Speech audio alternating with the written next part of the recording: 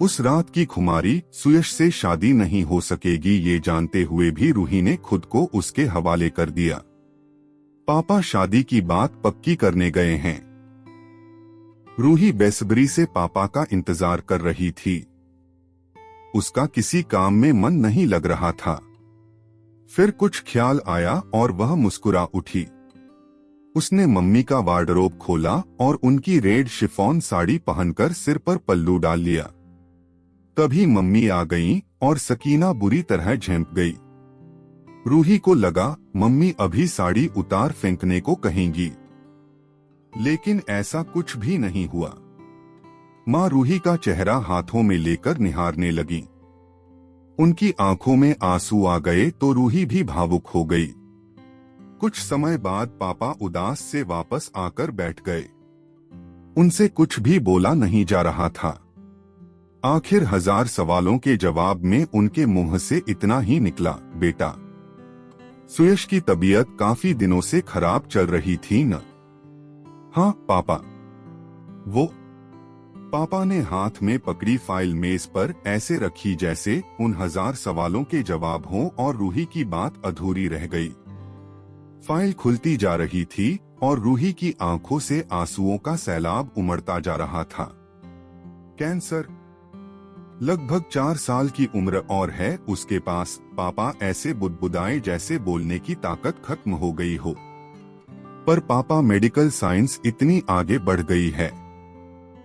इसी उम्मीद में तो उसके मम्मी पापा ने उसकी रिपोर्ट्स की इतनी फोटोस्टेट्स करवाकर फाइलें बनवाकर रखी हैं ताकि कोई जब ये कहे तो उसे, तू भी अपने मेडिकल साइंस के जानकारों को दिखा ले। शादी जल्द से जल्द करनी होगी ताकि उसे ज्यादा से ज्यादा खुशियां मिल सकें। रूही ने कहा तो मम्मी पापा पर जैसे बिजली गिरी। रूही अपने प्यार का वास्ता देती रही, पर मम्मी पापा कुछ सुनने को तैयार न थे। पर रूही हार मानने वाली न थी। सुयश के मम्मी पापा ने सुना तो उनकी खुशी का ठिकाना न रहा। उनके बेटे को वो खुशियां मिल सकती हैं जिनकी उन्होंने उम्मीद छोड़ दी थी। धीरे धीरे रूही के मम्मी पापा भी उसकी जिद के आगे हार गए। पर सुयश खुद किसी भी तरह मानने को तैयार न हुआ। रूही जब भी उसे उसके मोहब्बत में किए वादे याद दिलाती वह उन्हीं वादों का वास्ता देकर शादी न करने को कहने लगता। रूही जाने कितने तर्क देकर थक गई कि दुर्घटना में भी तो लोग मर जाते हैं, बीमारी का पता शादी के बाद भी तो चल सकता था। पर सुयश का प्यार उसे भरी जवानी में यूं बिलखता छोड़कर जाने को तैयार न था। मेरा ज़मीर गमवारा नहीं करता और अपने ज़मीर की आवाज मैं टाल नहीं सकता, वो हमेशा यही कहता। पर रूही का दिमाग उसे मनाने के उपाय सोचता रहता। वो रोज सुयश के घर आ जाती और वे घंटों बातें किया करते। सुयश को महीने में 2 बार ऐसा इंजेक्शन लगना तय था जिसके साइड इफेक्ट्स से वो उस दिन बहुत बेचैन और नशे सा महसूस करता था। पर ये इंजेक्शन उसका जीवन बढ़ाने के लिए जरूरी था। यश के पापा कोई स्पेशलिस्ट छोड़ना नहीं चाहते थे और डॉक्टरों से बातचीत में रूही बराबर से साथ देती थी। मैंने डॉक्टर शर्मा का अपॉइंटमेंट ले लिया है, कहते हुए रूही ने पर्ची दी तो यश के पापा बोले, बेटा इस दिन तो इंजेक्शन लगना है। हम चले गए तो आप लोग चिंता न करिए, मैं आपके जाने से पहले आ जाऊंगी और आप लोगों के लौटने के बाद ही जाऊंगी। रूही समय पर आ गई। उसके हाथ में एक बैग था। यश के मम्मी पापा के जाने के बाद उसने कहा कि जल्दी में बिना नहाए आ गई है और वो वॉशरूम चली गई।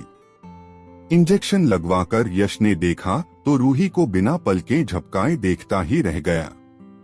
तुमने कबार कहा था न कि मुझे इस रूप में देखना तुम्हारी ख्वाहिश है। शादी के बाद पहली रात में मैं ऐसी ही साड़ी पहनूं। शादी तो अब होनी नहीं है तो देखकर ही अपनी ख्वाहिश पूरी कर लो, कहते हुए वो यश के करीब आ गई। यश नजरें भरकर उसे देखने का मोह छोड़ नहीं पाया। रेड शिफॉन की पारदर्शी साड़ी से झांकती सुगठित कमनीय देह, स्लीवलेस ब्लाउज, खुले धुले बाल, कजरारी पनीली आंखें और लाल लिपस्टिक में लरचते उभरे होंठ। उसने खुद को रोकने की नाकामयाब कोशिश की और रूही का चेहरा अपने हाथों में लेकर उसकी पलकों को चूम लिया। रूही ने सब कुछ भले ही जानबूझकर किया था, पर थी तो उसकी उमंगे कुनारी ही। वो सिहर उठी और झटके से अलग हो गई। इस झटके में आंचल सरक गया। इस खुमार और शर्म के मेल से बढ़ी धड़कन और सिहरन ने उसकी सुंदरता को 1000 गुना बढ़ा दिया। गाल लाज से लाल थे और आंखें मदहोशी से। यश को लगा उसके सामने अप्सरा खड़ी है। इंजेक्शन का नशा भी उस पर हावी होता जा रहा था। उसे वो सब सपने याद आ रहे थे जो उसने शादी के बाद के पहले मिलन के लिए देखे थे। उसकी बाहों ने सुध-बुध खोकर रूही को कस लिया और होंठ प्यार की गवाही में उसकी देह पर बरसने लगे। बरसते ही गए। यश सोकर उठा तो रूही अपने सादे रूप में उसके बेड पर बैठी उसे एकटक निहार रही थी। यश की याददाश्त में कुछ घंटे पहले के सीन कौन थे तो वो बहुत दुखी और शर्मिंदा हो गया। मुझे माफ कर दो रूही। रूही उसके दोनों हाथ अपने हाथों में थामकर बहुत भावुक हो गई। तुम खुद को दोष न दो। ये सब मेरी साजिश थी, पर सच कहती हूँ दुनिया की सबसे पवित्र साजिश थी। तुम बस इतना बताओ कि अब तुम्हारा ज़मीर क्या कहता है।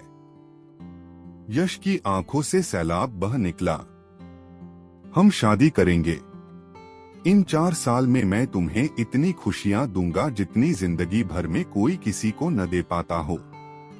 हम एक एक पल इसके आगे के यश के शब्द सिसकियों में खो गए, पर दोनों एक दूसरे की आगोश में बंधे एक दूसरे को सांत्वना देते हुए हर पल का प्यार जीना शुरू कर चुके थे।